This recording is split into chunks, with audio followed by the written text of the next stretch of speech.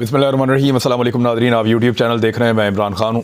पाकिस्तान तहरीक इंसाफ ने बंदोबस्त कर लिया है काफ लीग के साथ मिलकर के उन्होंने एतमाद का वोट कैसे हासिल करना है। उन्हें जो वोट चाहिए वो 186 हैं। उनके पास जो मेंबर्स हैं वो 180 मेंबर्स पीटीआई के, और स्पीकर और डिप्टी स्पीकर को आप अलग करें तो 178 बनते हैं, और इसमें 10 मेंबर्स जो हैं वो काफ लीग के हैं, तो इस तरह ये 188 बन जाते हैं ऑलमोस्ट। और कुछ लोगों के प्रॉब्लम्स आ रहे थे, यानी 190 तकरीबन टोटल हैं, क्योंकि 180 तो पाकिस्तान तहरीक इंसाफ के हैं, 2 इन्होंने बाद में जीत ली थी सीटें, और 10 उधर काफ लीग के हैं, तो मिलाकर ये बन जाते हैं 190। तो 3 लोगों का प्रॉब्लम आ रहा है बड़ा सीरियस, और उन लोगों के बारे में पाकिस्तान तहरीक इंसाफ को आइडिया भी है कि ये कौन लोग हैं। एक लगारी साहब हैं, और एक खातून MP हैं, और एक आधा कोई और है। तो इस तरह ये 3 लोग, इनका कोई प्रॉब्लम आ रहा है 2-3 लोगों का। और इस वक्त जो फवाद चौधरी साहब ने अदाद-ओ-शुमार दिए हैं, और जो अदाद-ओ-शुमार मौजूद हैं, इसमें 187 मेंबर्स हैं जी। 187 मेंबर्स परवेज़ इलाही के एतमाद के वोट के लिए मौजूद हैं पाकिस्तान तहरीक इंसाफ के पास इस वक्त। मैं अभी की बात कर रहा हूँ। अगर अभी वोटिंग हो जाए और ये वोटिंग जल्द करवाई जाए तो परवेज़ इलाही को 187 मेंबर्स की हमायत मिल जाएगी। वो काफ लीग के अपने बंदों को भी ले आएंगे, एक आधा बंदा निकाल के, और बाकी बंदे पाकिस्तान तहरीक इंसाफ के भी मौजूद होंगे। तो मैंने आपसे पहले भी कहा था कि 2-3 लोगों का प्रॉब्लम बन रहा है। तो ये 187 मेंबर्स कहा जा रहा है, और ये दावा किया जा रहा है पाकिस्तान तहरीक इंसाफ की जानिब से कि ये हमारे पास मौजूद हैं, और काफ लीग भी अपने तमाम अरकान को लाने की कोशिश करेगी। तो 187 यानी 1 वोट ज़्यादा लेकर एतमाद का वोट परवेज़ इलाही हासिल कर लेंगे। बंदे तोड़ने की जिस कोशिश के लिए आसिफ अली जरदारी साहब तशरीफ़ लाए थे लाहौर में, वो नाकाम होकर इस मरतबा वापस गए हैं। पहले जब आसिफ अली जरदारी साहब आए थे तो वो पूरा टाइम देकर गए थे, उन्होंने पूरा ऑपरेशन किया था और लोटे ख़रीदे थे, बंदों को उनसे मिलवाया गया था। इस मरतबा लोटे उनको मिले नहीं हैं।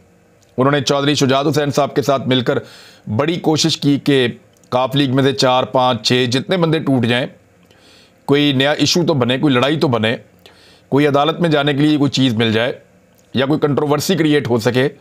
इन्होंने बहुत कोशिश की कि कोई बंदे मिल जाएं और टूट जाएं, लेकिन बंदे तोड़ नहीं सके काफ लीग के। फिर पाकिस्तान तहरीक इंसाफ के बंदे तोड़ने की कोशिश की, तो 2 के बाद इनकी बस हो जाती है, मज़ीद बंदे मिलते नहीं हैं। तो आसिफ अली जरदारी साहब को इस मरतबा बहुत मायूसी हुई, और उसकी 2 वजूहात हैं। एक तो ये है कि जिन लोगों ने बिकना था, अपने ईमान का सौदा करना था, वो पहले अपना सौदा कर चुके थे, और जिन लोगों ने इलेक्शन लड़ना है, आइंदा सियासत करनी है, वो ये जानते हैं कि इलेक्शन अभी नहीं आएगा, तो 4 या 6 महीने के बाद आ जाएगा, लेकिन आना इलेक्शन नहीं है। 2023 चाहे आखिर तक चला जाए, लेकिन इंतखाबात का साल है, और 2023 के इंतखाबात वाले साल के अंदर अगर इलेक्शन लड़ना है या अपनी सियासत को ज़िंदा रखना है, तो पाकिस्तान तहरीक इंसाफ को धोखा नहीं देना। क्योंकि जिन्होंने धोखा दिया उनमें कुछ बड़े तगड़े लोग भी थे, बड़े मजबूत लोग थे, जैसे कि नवानी साहब थे, जैसा कि लंगड़ियाल साहब थे चीचावतनी से, और ये लोग शिकस्त खा गए और बुरी तरह इलेक्शन हार गए। तो जब ये इतने इतने बड़े तोपची इलेक्शन हार गए इमरान खान को धोखा देने के बाद, तो फिर अब जो लोग मौजूद हैं उनको इस बात का आइडिया है कि पाकिस्तान तहरीक इंसाफ को धोखा देने की सूरत में, लोटा बनने की सूरत में, एक तो सीट अभी चली जाएगी, अभी भी हार जाएंगे, और जनरल इलेक्शन में भी दोबारा इलेक्शन हार जाएंगे। तो जरदारी साहब नामुराद होकर, मायूस होकर यहाँ से वापस पंजाब से गए हैं सिंध, क्योंकि इस मरतबा वो अपनी मनमानी नहीं करवा सके, और इस मरतबा जो गेम वो डालने आए थे वो गेम नहीं डल सकी। लिहाजा उम्मीद की जा रही है, और ये बात जो है वो कह भी रहे हैं फवाद चौधरी साहब, उन्होंने कहा कि 1 हफ्ते के अंदर हम ये करवा लेंगे कि इसी हफ्ते इजलास करके एतमाद के वोट का मामला ख़त्म किया जाए और असम्बली को तहलील किया जाए। इस मामले के ऊपर जो है वो गौर किया जा रहा है, और दूसरी जानिब गवर्नर को हटाने की कार्रवाई भी ज़ेरे बहस आएगी, और इसके अंदर जो है वो इजलास वगैरह पाकिस्तान तहरीक इंसाफ कर रही है। फवाद चौधरी ने एक और बड़ी अहम ट्वीट की है, और ये ट्वीट इस वक्त पाकिस्तान के सियासी मंजरनामे की पूरी अक्कासी करती है। सिर्फ इसको सुन लें, आपको ज़्यादा कुछ समझने की ज़रूरत नहीं पड़ेगी। उन्होंने कहा मौजूदा हाइब्रिड निज़ाम जो है, इसमें किसी इदारे की इज्जत नहीं बची है। आप देख लें, अदलिया, इस्टेब्लिशमेंट, फ़ौज, पुलिस, ब्यूरोक्रेसी और जितने भी इदारे हैं, किसकी इज्जत बची है पाकिस्तान में?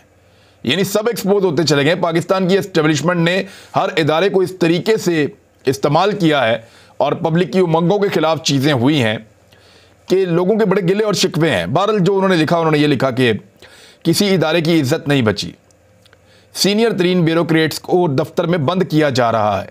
ये चीफ सेक्रेटरी के बारे में बात कर रहे हैं जो मुबैना तौर पे चल रही है। जजों को वीडियोस और ऑडियोज की ब्लैकमेलिंग का सामना है। पार्लिमान रबड़ स्टैंप से एक ट्वीट पर 45 पर्चे हो रहे हैं। यानी पार्लिमान जो है वो रबड़ स्टैंप बन गई है।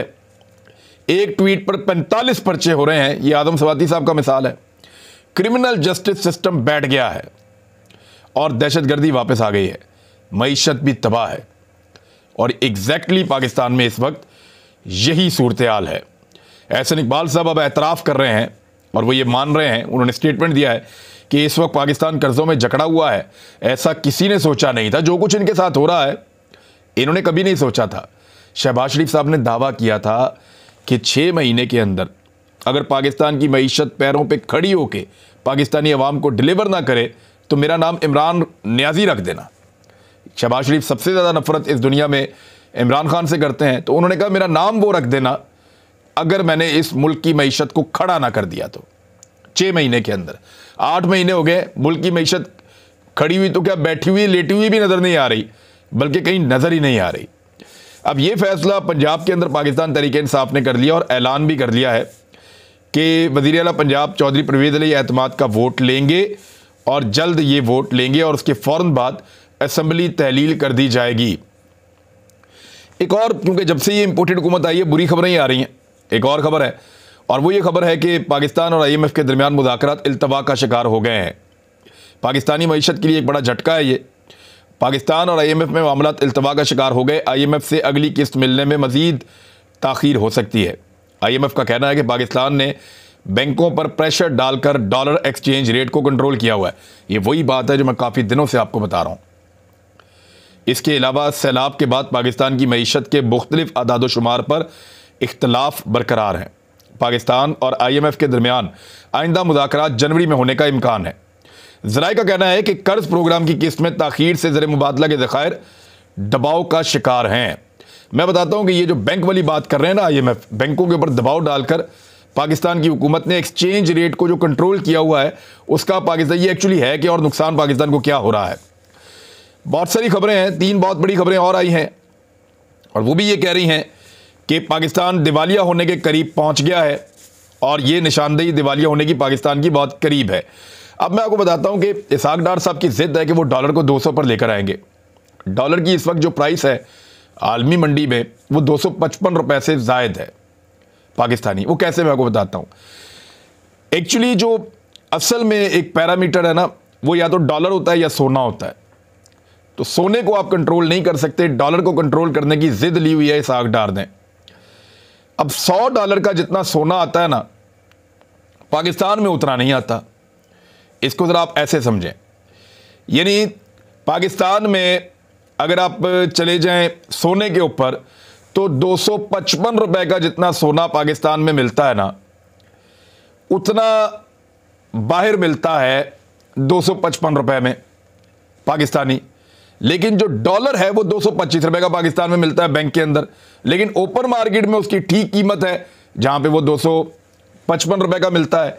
तो मैं आपको ये बताता हूं कि पाकिस्तान ने किया ये हुआ है कि बैंकों के अंदर जबरदस्ती मजबूर किया हुआ है बैंकों को कि आपने डॉलर की कीमत नीचे रखनी है, इसको ऊपर नहीं जाने देना। यानी हमेशा ऐसा होता है कि इंटर बैंक और ओपन मार्केट के अंदर जो डॉलर का प्राइस का फर्क होता है ना, वो 1 रुपए मैक्सिमम, 2 रुपए, बहुत ज्यादा हो जाए 2 रुपए 2.5 रुपए हो जाता है, इससे ज्यादा नहीं होता। ये पाकिस्तान की तारीख में इसहाक डार साहब ने एक नया बाब रकम किया है कि ओपन मार्केट के अंदर डॉलर 255 का भी नहीं मिल रहा और इसहाक डार साहब ने बैंक के अंदर 225 रुपए का रखा हुआ है। अब यही वजह है कि पाकिस्तान दूसरी दुनिया के साथ ट्रेड नहीं कर पा रहा। अगर पाकिस्तान दूसरी दुनिया के साथ ट्रेड करेगा बैरून मुल्क, तो फिर ये 225 रुपए का बैंक एलसी खोलेगा और जब 225 रुपए का खोलेगा तो 25 रुपए का नुकसान होगा पाकिस्तान को। तो ये है इसहाक डार साहब की जिद, जिसकी वजह से पाकिस्तान बुरी तरह इस वक्त जकड़ा हुआ है, बुरी तरह इस वक्त फंसा हुआ है। अच्छा, ये जो फैसला आया ना अदालत का, जिसपे अदालत को परवेज़ इलाही साहब ने अपना आईनी हक सरेंडर किया, अदालत के सामने लिख कर दे दिया कि मैं असम्बली तहलील नहीं करूंगा, जो मेरा आईनी हक है मैं उसको छोड़ रहा हूं, तो अदालत ने वो ले लिया हक उनसे। और उसके बाद अदालत ने कह दिया कि 11 तारीख तक आप एतमाद का वोट ले लें और उसके बाद जो मर्जी है कर सकते हैं परवेज़ इलाही साहब।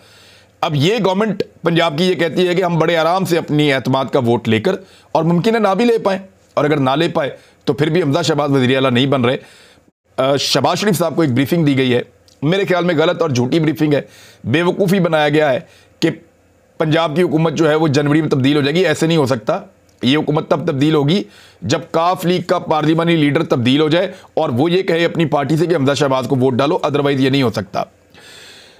मुस्लिम लीग के रहनुमाओं ने एक प्रेस कॉन्फ्रेंस की है नून के, और वो ये कह रहे हैं, उन्होंने भी कह दिया कि अदालत का फैसला उनको पसंद नहीं है। हालांकि अदालत का उन पर बहुत बड़ा एहसान हुआ है कि अदालत ने पंजाब असेंबली की तहलील रुकवा दी है। गवर्नर का हुक्म गैर आईनी था, उसको वैसे भी अदालत साइड पे कर सकती थी, लेकिन अदालत ने साथ में बाउंड किया कि आप एतमाद का वोट लें और तब तक के लिए आप पंजाब की असेंबली तहलील नहीं करेंगे, इसकी गारंटी आप लिख कर दें।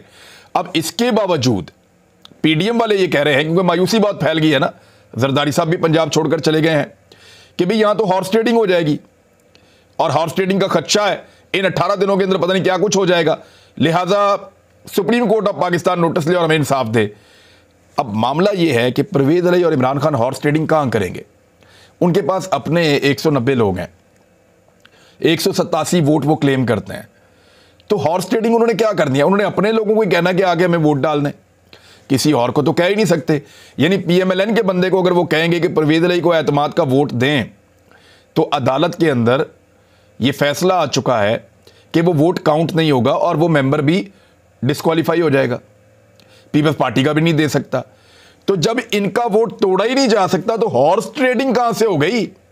हॉर्स ट्रेडिंग तो तब होती है जब आप दूसरी पार्टी का बंदा तोड़ लें, तोड़ के उसको लेकर आए। हाँ, मैक्सिमम ये हो सकता है कि पीएमएलएन के और पीपल्स पार्टी के कुछ लोग रिजाइन कर दें। मेरी इत्तला के मुताबिक 4 के करीब लोग हैं जो जोर लगा रहे हैं, लेकिन पाकिस्तान तहरीक-ए-इंसाफ अभी उन्हें घास नहीं डाल रही, क्योंकि इमरान खान साहब का ये मानना है कि जिसने देना है रिजाइन खुद ही दे दे, हम उसे कोई गारंटी नहीं दे रहे। तो पाकिस्तान तहरीक-ए-इंसाफ के लोगों के साथ राब्ते में हैं कुछ 4 लोग, गालिबन पीएमएलएन के, और बाकी भी कोई एक आज़ाद भी राब्ते में है काफ लीग के साथ, और एक पीपल्स पार्टी के भी रुकन के बारे में कहा जा रहा है कि ये लोग राब्ते में है। बजाय इसके कि जरदारी साहब दूसरी पार्टियों के बंदे तोड़ते, उनके अपने लोग इस वक्त इस्तीफे देना चाहते हैं। दूसरी जानिब एक और खबर है, मैंने आपको पहले भी बताया था कि कराची के अंदर पाकिस्तान तहरीक-ए-इंसाफ को छोटा करने की कोशिश की जाएगी। वहाँ पे 22 नशिस्तें हैं जिनके ऊपर इलेक्शन होना है, और अगर फ्री एंड फेयर इलेक्शन हो तो कराची में बहुत सारे दोस्त ये कह रहे हैं कि पीटीआई पिछली मरतबा से ज़्यादा सीटें जीतेगी, क्योंकि इस मरतबा पाकिस्तान तहरीक-ए-इंसाफ की मकबूलियत गुज़िश्ता इलेक्शन की निस्बत ज़्यादा है। पहले इन्होंने वहाँ से 14 सीटें जीती थी, अब ये 18 सीटें भी कराची से, 19 सीटें भी जीत सकते हैं और 20 भी जीत सकते हैं, कुछ लोगों ने यह दावा किया है। तो इसको अब कम करना है। कम करने के लिए दूसरी पॉलिटिकल पार्टी कौन सी होगी? एमक्यूएम जो है वो अपनी इज्जत गंवा चुकी है कराची में, पीएसपी प्रॉपर पॉलिटिकल पार्टी बन नहीं पाई, और बहुत सारे धड़े दूसरे मौजूद हैं। पीपल्स पार्टी 2 सीटों की मार है कराची में, इससे आगे वो जा नहीं पाएंगे। पीएमएलएन का कराची में वजूद नहीं है। जमात इस्लामी जो है वो बल्दियाती सियासत के अंदर तो है, लेकिन एमएनएज एमपीएस की सियासत के अंदर उतनी ज़्यादा नहीं है। तो पाकिस्तान तहरीक-ए-इंसाफ के लिए कराची का मैदान तकरीबन खुला है। अब उस मैदान को तंग करने के लिए मैंने आपको कुछ अर्सा पहले कहा था कि ताकतवर हलकों ने यहाँ तक फैसला किया है कि अगर अल्ताफ हुसैन की भी मिन्नत करनी पड़ी और उसको लाकर बिठाना पड़ा तो ये तजर्बा भी कर लिया जाएगा, इमरान खान को वोट नहीं लेने देने। तो अब कराची और हैदराबाद को, यानी सिंध के जो शहरी इलाके हैं, उनको कब्जा करने के लिए एमक्यूएम पाकिस्तान बहादुराबाद और पीएसपी पाक सरजमीन पार्टी, उसके जम होने का इम्कान जो है उसका इजहार किया जा रहा है। कराची के सियासी मंजरनामे पर जल्द बड़ी हलचल मुतवक्के है। एमक्यूएम पाकिस्तान बहादुराबाद और पीएसपी के एक होने के इम्कान बढ़ रहे हैं। दोनों अलग अलग तो इलेक्शन जीत नहीं सकते, इकट्ठे होकर आ जाएं फिर जीत कर दिखा दें। तो अल्ताफ हुसैन को भी अगर लाना पड़ा या रीएक्टिव करना पड़ा तो पाकिस्तान के इदारे ये खेल भी खेल जाएंगे इमरान खान को नीचा दिखाने के लिए या उसको नाकाम करने के लिए।